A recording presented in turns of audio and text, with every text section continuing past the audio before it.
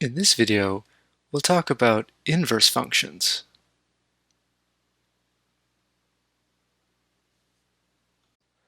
Let's start with a definition. A function is called one-to-one if every output corresponds to exactly one input. The function f at x equals x squared is an example of a function that is not one-to-one. This is the graph of y equals x squared. And that's the graph of this function, f at x equals x squared. This function is not one-to-one because we can find two different input values that have the same output value. For example, the input x equals 2 and the input x equals negative 2 both have the same output, which is 4. If you square 2, you get 4, and if you square negative 2, you get 4.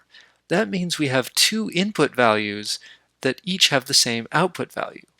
On the graph, you can see that by looking at negative 2 and 2 as the x values, and you can see that they correspond to the same y value, which is 4.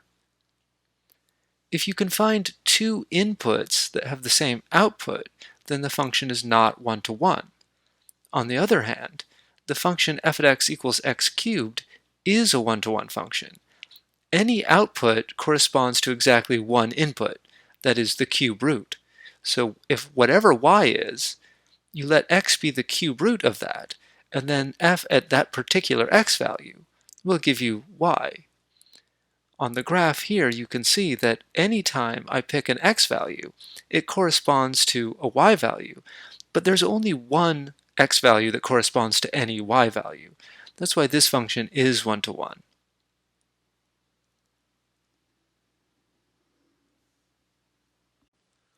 Our graphical observations lead to something called the horizontal line test.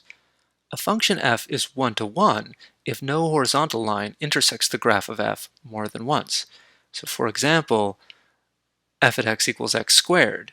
We observed that it was not one-to-one because there were two input values that gave us the same output value. In particular, x equals negative 2 and x equals 2 were two input values that gave you the same output value, which was 4. That means they both correspond to y equals 4. So if we draw a horizontal line at y equals 4, so this is the horizontal line y equals 4, we can see that it crosses the graph in two places. That simply means that there are two different x values that give you the same y value, and that means your function can't be one-to-one. And indeed, any horizontal line above the x-axis will intersect this particular graph in two places. So this function is not one-to-one. On the other hand, if we look at f at x equals x cubed, anytime you draw a horizontal line, it will intersect the graph exactly once.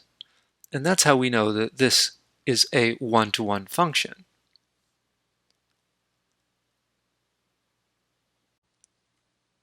Now we can define what we mean by an inverse. So let f be a one-to-one function. That means for every input, there's exactly one output. Then the inverse of f is a new function, which we write f to the negative 1. This is the function that we call f inverse. F inverse. This function sends each output of f back to its original input. So you can see in this picture here, we have the domain of f, and inside there's some element called a. And here's the range of f. The function f takes a, the input, to exactly one output. F inverse goes in the opposite direction. It takes that output b and brings it back to the inverse. Notice that the domain of f inverse is exactly the range of f, and the range of f inverse is exactly the domain of f. That's because there's a one-to-one correspondence between all of the elements in the domain of f and the range of f, and the inverse just undoes that mapping. f takes something from the domain of f into the range, and f inverse just goes in the reverse direction. So the domain of f inverse is the range of f. And the range of f inverse is the domain of f. A function must be one-to-one in order to have an inverse. This is an example of a function f that is not one-to-one. This is not one-to-one because q is mapped to n and r is also mapped to n. This is not a one-to-one function. If we wanted to try to define the inverse, what would f inverse of n be? F inverse is supposed to undo f. It's supposed to take the output back to the input, but which input would we go to? Would f inverse of n be q or r? Right now it's impossible to tell. That means that there is no inverse function, and that's simply because the function is not one-to-one. We already looked at an example like this, f at x equals x squared. This is not a one-to-one function, and we know that because these two inputs, x equals positive 2 and x equals negative 2, both have the same output. F at 2 equals 4, f at negative 2 equals 4. So if there was an inverse, then we would have to have that f inverse of 4 was both 2 and negative 2, because f inverse takes the output of f and puts it back to the input, but there are two inputs, 2 and negative 2. So here we have f inverse taking 4 to both 2 and negative 2. It can't have two values. That means it isn't a function.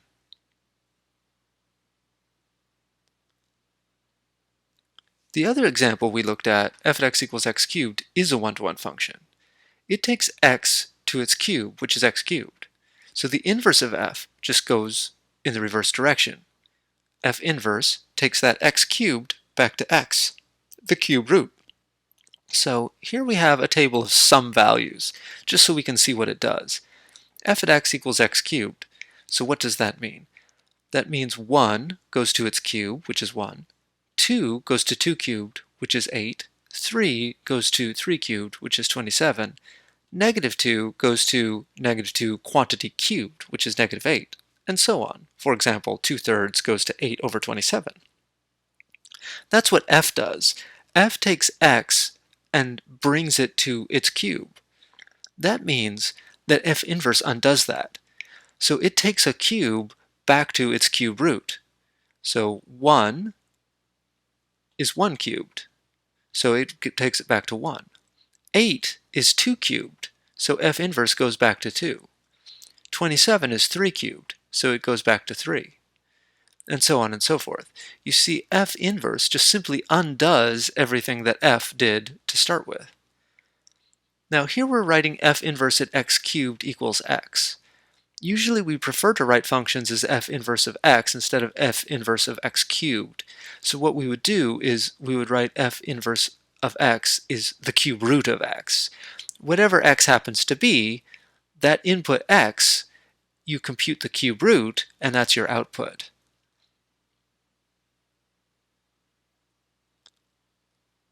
Now here's a word of caution. F to the negative 1 does not mean the same thing as 1 over f at x. This is an ambiguous notation because we think of a number, for example 5 to the negative 1. If we write 5 to the negative 1, this is the same thing as 1 over 5.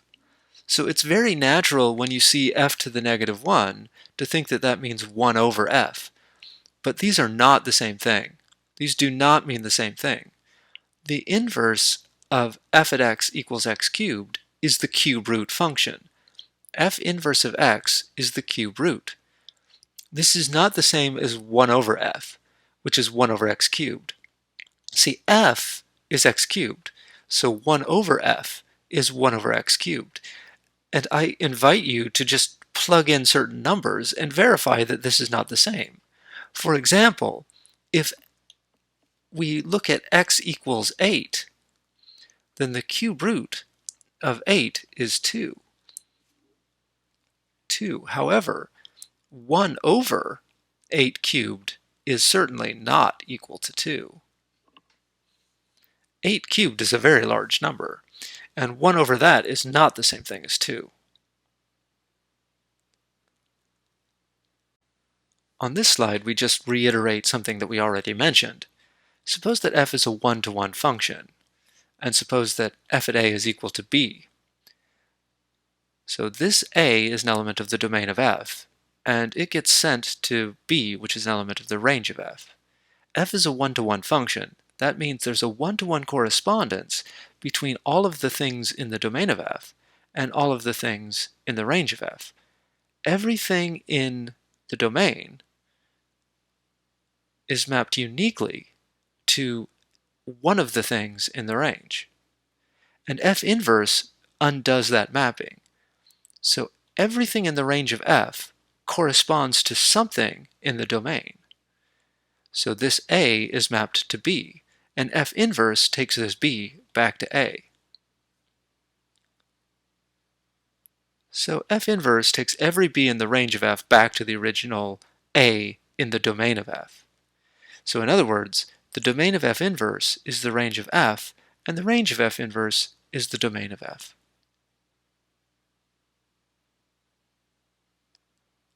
This brings us to something we call the cancellation laws. So f inverse undoes f. So this is just saying something we've already said in a different way. F sends x to f at x, and then f inverse takes that f at x back to the original x. So this is what we call a cancellation law. So f inverse takes f at x back to x. We call it a cancellation law because the f inverse and f disappear and just leave us with this x. Since f inverse undoes f, it's also true that f undoes f inverse. So this gives us the other cancellation law. So f evaluated at f inverse of y equals y. So f inverse is the inverse of f, but f is the inverse of f inverse. So f undoes f inverse. So f inverse takes y to f inverse of y, and then f sends it right back to y. These are the cancellation laws. Another way of phrasing that is what you see here. F at x equals y means the same thing as x equals f inverse of y. Ultimately, this is what we mean when we say that f inverse is the inverse of f.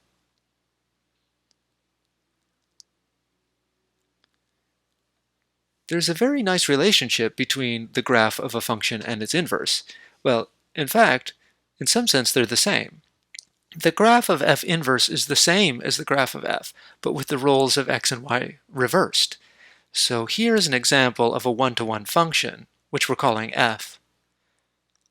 I can see that it's a one-to-one function because it passes the horizontal line test. We don't see the whole function here, but we should assume that it continues in both directions as it is currently behaving.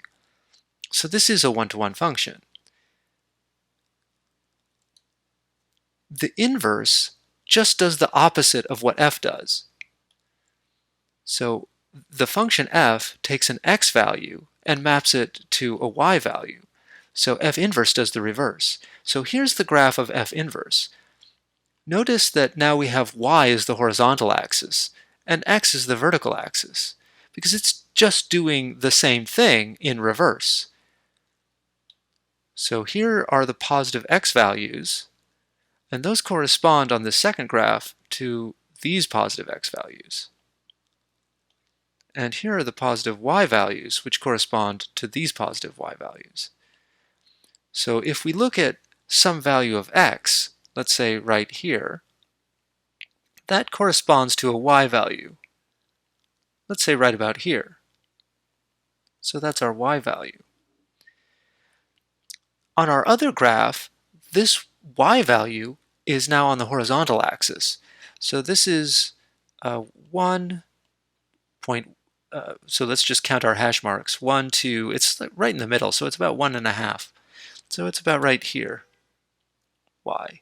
And that corresponds to this point right there, and that corresponds to this x value right here, which is approximately 2 hash marks, as you can see. So it's the same graph, it's just the roles of x and y are reversed. So we've drawn it here with y as the horizontal axis and x is the vertical axis. Now that's a little unusual. Generally, we like to have the x-axis as the horizontal axis. So normally what we would do is we would just call this y equals f inverse of x. And that's what we do here. So as I mentioned, normally we want to have the x-axis as the horizontal axis and the y-axis as the vertical axis. So we usually don't graph x equals f inverse of y. See, that's what we graphed here.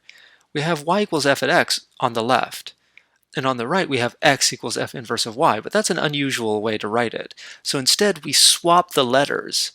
So just swap this x with y, so this becomes y equals f inverse of x.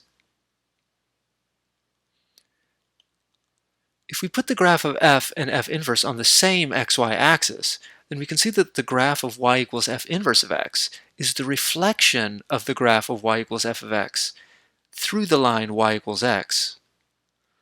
This happens because x and y switch roles when you look at the graph of the inverse. And you can see that here. In order to get from this picture on the left to this picture on the right, we reflect it through the line y equals x.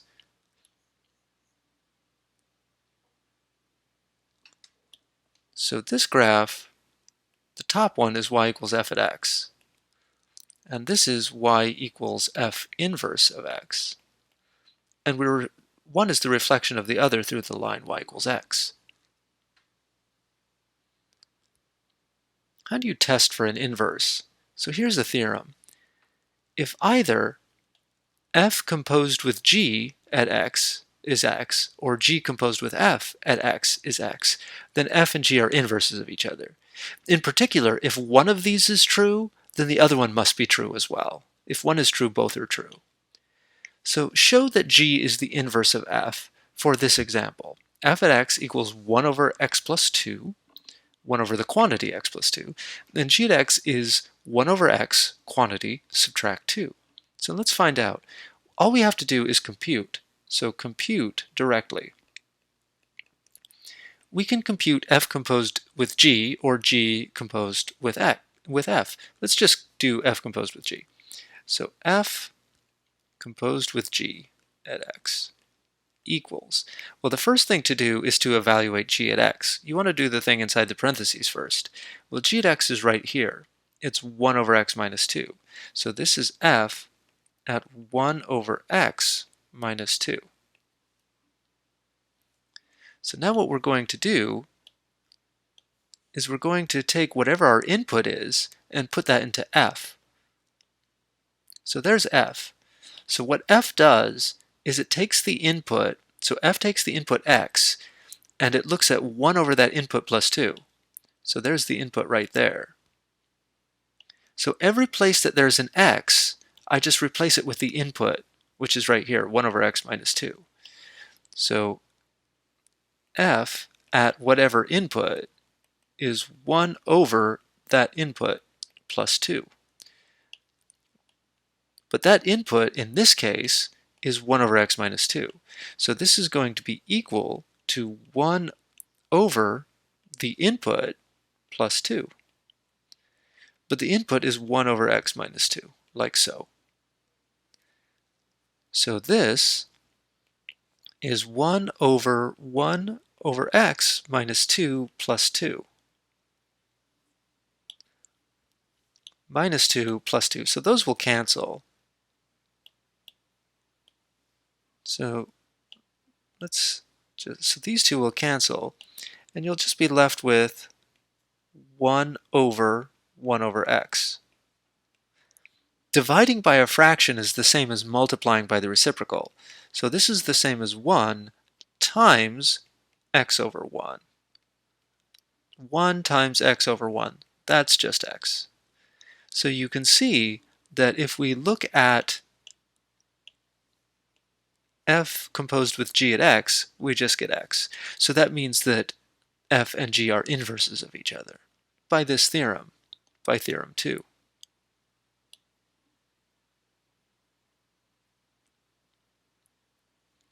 Computing the inverse. To find a formula for the inverse, you simply start with y equals f at x and solve for x to get x equals f inverse of y. So let's go ahead and do that for this example.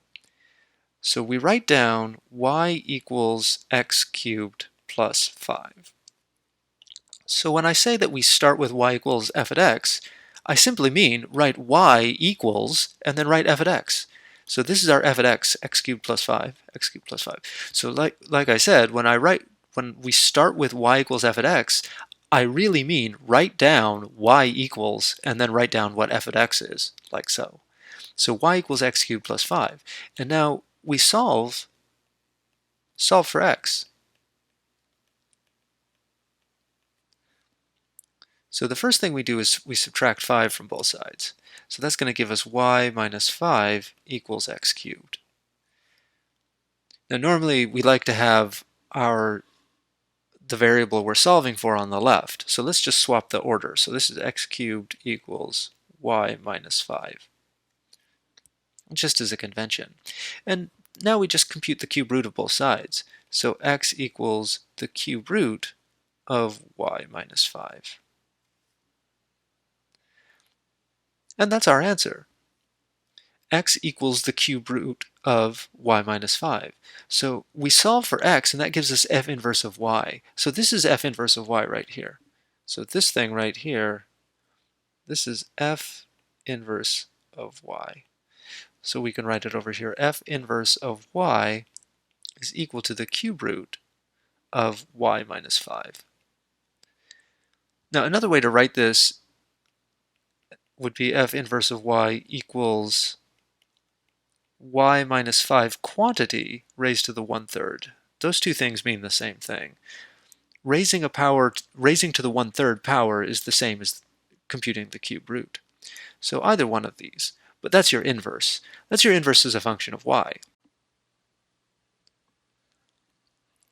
Sometimes we like to write inverse functions as f inverse of x. Well, probably I should say usually we like to write inverse functions as f inverse of x. Notice here we have it as f inverse of y. F inverse of y. But usually we'd like to write f inverse of x. So this is especially true if you want to graph the inverse, because we like to have our independent variable being x on the horizontal axis. In this case, just change all of the y letters to x letters. So if f at x is equal to x cubed plus 5, then we know what f inverse of y is. It's right here. So f inverse of y is the cube root of y minus 5. So this is the cube root of y minus 5. And so if you want to write this as a function of x, all you have to do is take all of these y's and just replace them with x's. So just take that y and just replace it with an x. So this becomes the cube root of x minus 5. We're just changing the name of the letter. The function is the same, it does the same thing. So f inverse of y takes an input, which we're calling y, and it takes that input, it subtracts 5 from it, and then computes the cube root. Well, this one does the same thing. It's just we're calling the input x now. You take the input, you subtract 5, and then you compute the cube root of that. Let's do another example. Find a formula for the inverse of g at x equals the square root of x minus 3. So again, you start by writing y equals the square root of x minus 3, like so. And now you want to just solve for x. So we start by squaring both sides. Y squared equals the square root of x minus 3 quantity squared.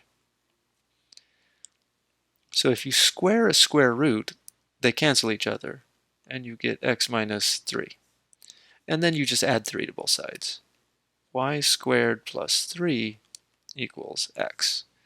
So again, when we're solving for a variable x, usually you want it on the left for some reason. So x equals y cubed plus 3. It's just our convention.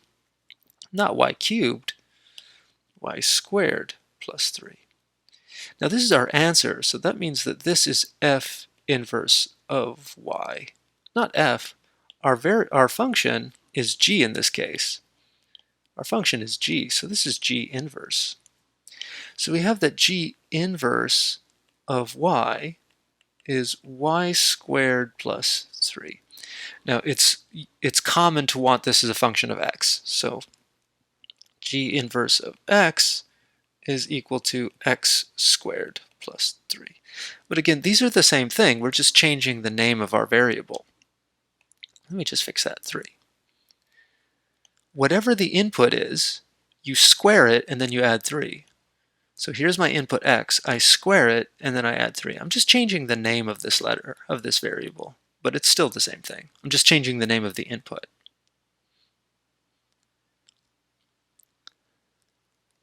Here's another example. Now our function is h. So find the inverse of this function. Okay, so we're going to do it the same way. So y is equal to 2x plus 1 over x plus 2. Now we want to solve for x again, just like before. Okay, so how does this work? Well, the first thing to do is to multiply by x. Multiply both sides by x. So this is going to be y times x plus 2 equals 2x plus 1. Let's use the distributive property there to multiply that out. So that's going to be x times y plus 2y equals 2x plus 1. Now our goal is to solve for x, so that means we need to get all of the x's together. So there's an x and there's an x. So we need to just get these on the same side. So I'm going to just subtract 2x from both sides. These two will cancel, and then we'll have xy minus 2x plus 2y equals 1. So now here I have the x's together, but I need to get rid of everything that doesn't have an x. We're trying to isolate the x. So let's subtract 2y to the other side. So now these two cancel, and so we're going to have xy minus 2x equals 1 minus 2y. Okay, we're trying to isolate x. We're trying to solve for x. So I'm going to factor the x out on the left.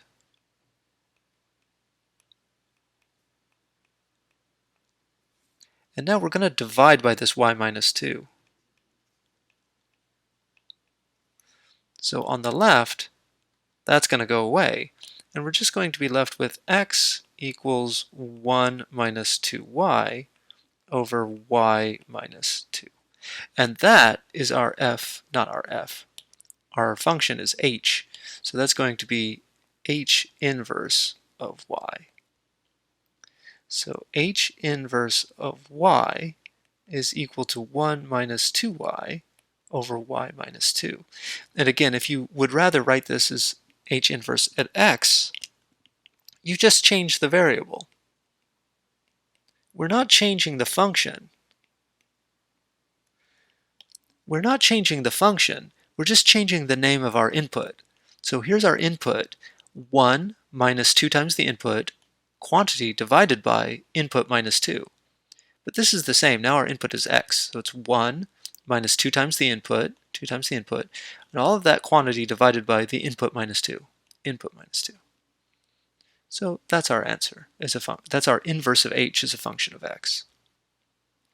Now it might not be apparent that this function is even invertible, that it's 1 to 1. However, if you look at the graph, you can see that it satisfies the horizontal line test. Again, we only see a portion of it here, but this graph continues on like this.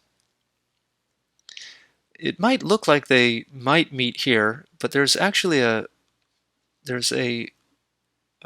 horizontal asymptote right here at x equals 2. So this part of the graph never goes above 2, and this part of the graph never goes below 2. So this is indeed a one-to-one function, and it passes the horizontal line test, and so that's how we know. So it passes the horizontal line test. Each horizontal line intersects at most once. This one, y equals 2, it doesn't intersect at all. It's fine if a horizontal line doesn't intersect the curve. The only time it's a problem is if it intersects it more than once. If it intersects it less than once, that's fine. In example 5, we saw that the inverse of g at x, now g at x, if you recall from example 5, was the square root of x minus 3. And we found the inverse, and g inverse of x was x squared plus 3. Now it might appear that g inverse is not a one-to-one function, and it wouldn't be if the domain was all of the real numbers, because this is a parabola. The graph of this thing is a parabola. So y equals x squared plus 3. That's a parabola, I should say. So if the domain was all real numbers, then this would not be a one-to-one function, and so it couldn't be an inverse.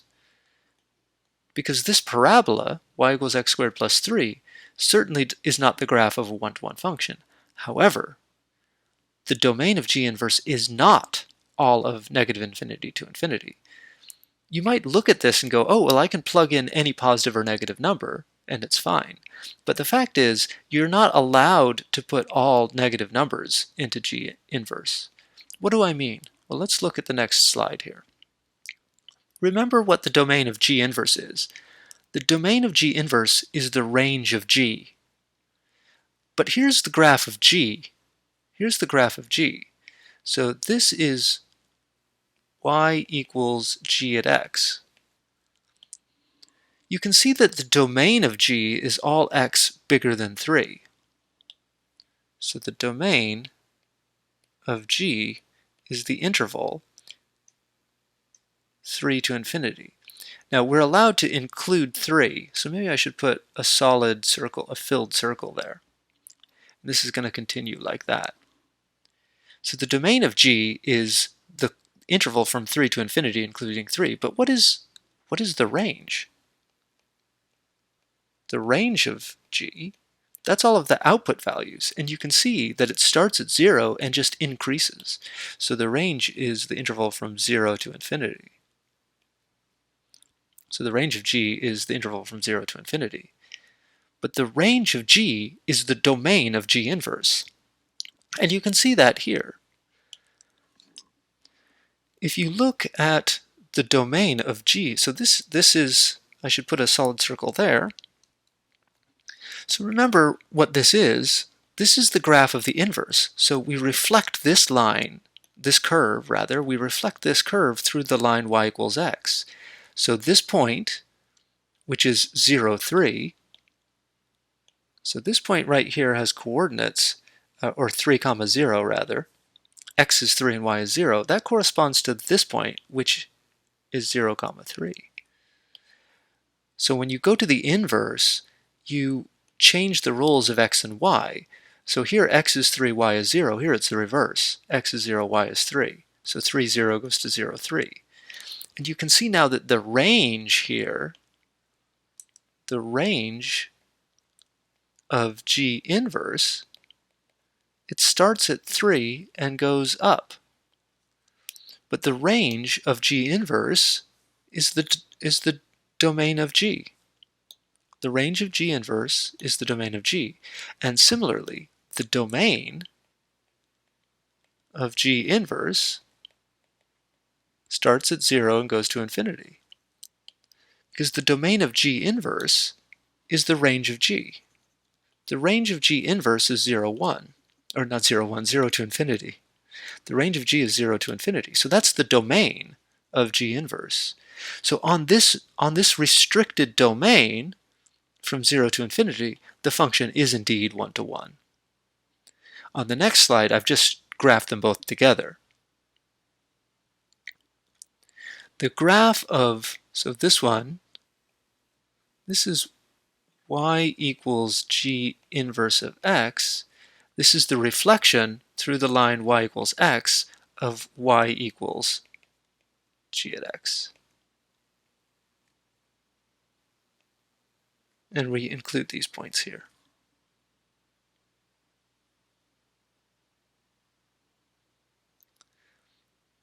If a function is not one-to-one, it does not have an inverse.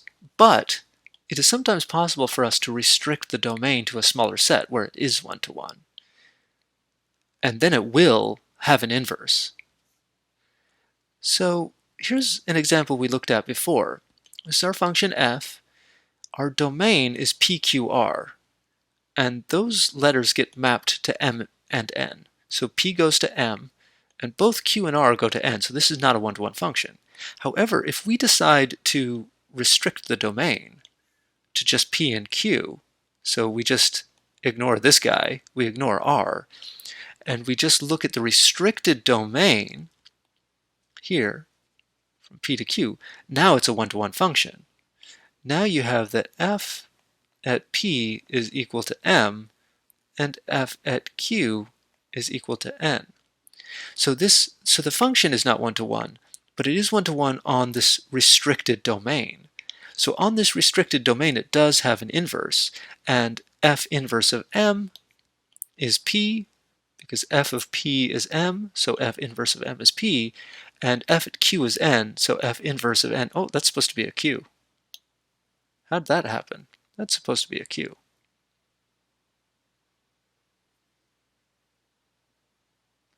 So you can see that it is invertible on this restricted domain. So sometimes you have to restrict the domain. Here's an example. Find a domain on which f at x equals the square of the quantity x plus 2 is 1-to-1, and find an inverse on that domain. So here's the graph of the function. So this is the graph of y equals, so it's continuing like that. This is y equals f at x, where f at x is this function right here, the square of the quantity x plus 2. Now this is not 1-to-1 because it doesn't pass the horizontal line test. However, we can restrict the domain. All we have to do is restrict it to a domain where it is 1-to-1. So for example, we can just pick the domain where it's non-decreasing. So why don't we just start at -2 and continue on to the right? So what we're going to do here is we're going to restrict the domain. So we restrict the domain to the set from -2 to infinity. Now, in that case, our function is, let's just use a different color. Our function has this as a graph. So it's just the right half of the parabola. It's just the right half of the parabola. So in that case, it is indeed 1-to-1, because now, if I look at the horizontal line test, it only intersects once. Okay?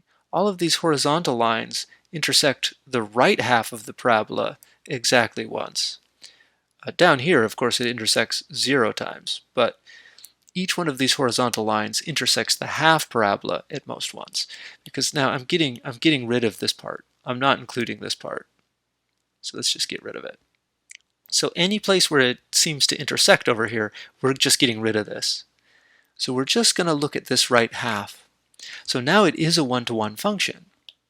So let's find the formula for the inverse of this 1-to-1 function, which is our function f on the restricted domain.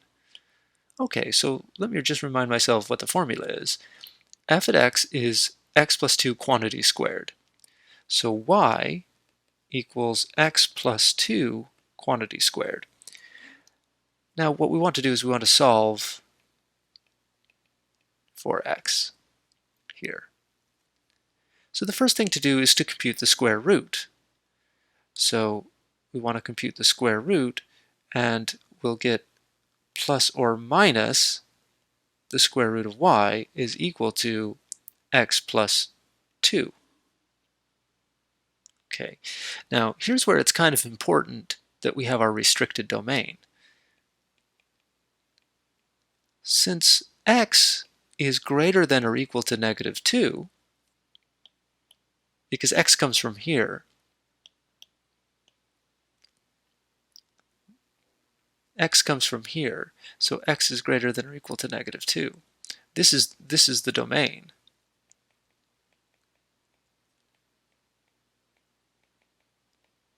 So x is greater than or equal to -2. What does that tell us? That tells us that x plus 2 is greater than or equal to 0. So this quantity is positive. So that means when we compute the square root, we have to take the positive square root and not the negative. X plus 2 is positive, so we take the positive square root. Right? We started with y equals x plus 2 quantity squared, and then we're computing the square root. The square root of x plus 2 squared. Now we know that x plus 2 is positive, so this is going to be x plus 2, but the only way that that can be positive is if we pick the positive square root.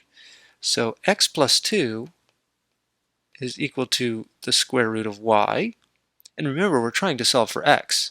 So x is equal to the square root of y minus 2.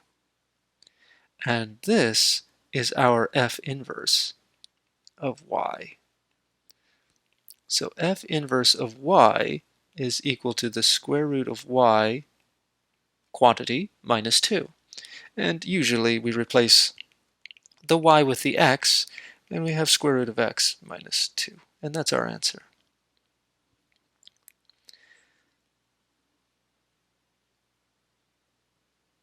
All right.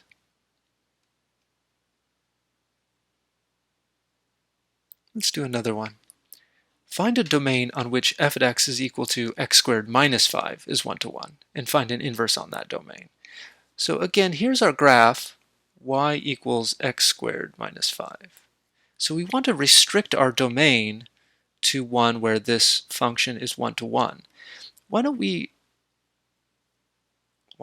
this time, why don't we pick the domain from 0 to negative infinity, going this way? So that corresponds to this portion of the graph, where the function is decreasing, or at least non-increasing. So we're looking at this part of the graph now. We're going to exclude this part of the domain. So this part of the graph, we're just going to imagine it doesn't exist. So we're just looking at the place where f is decreasing. So take as domain the interval minus infinity to 0. Let's include 0. So we're going to include that spot right there. So our function isn't decreasing at 0, but it's non-increasing. So we're looking at the place where this function is non-increasing. So it's just the left half of the parabola now. Okay, so y is equal to x squared minus 5. So y is equal to x squared minus 5. And again, we want to solve for x here. So the first thing to do is add 5 to both sides. So this becomes y plus 5 is equal to x squared. And I'm just going to write the x squared on the left because that's the way we normally do it. And now I want to compute the square root. So that means if x squared is y plus 5, then that means x is plus or minus the square root of y plus 5. Now, right now it's not a function because I don't know if it's positive or negative, but then I remember, oh wait, I was restricting this so that these x values were negative. So that means this x value must be negative. Since x comes from the domain minus infinity to 0, we choose the negative square root.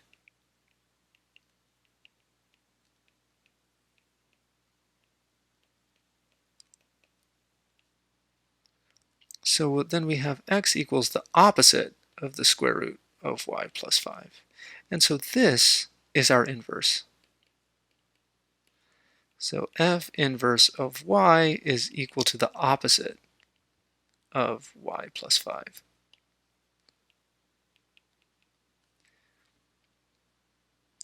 If we had wanted to pick the right side of the parabola here, if we wanted to pick the right side of the parabola, that meant that x is positive. So in that case, you would have picked the positive square root. So you get a function if you pick the positive one or the negative one, but you have to make that choice. So we just chose the negative square root. And so that's our inverse.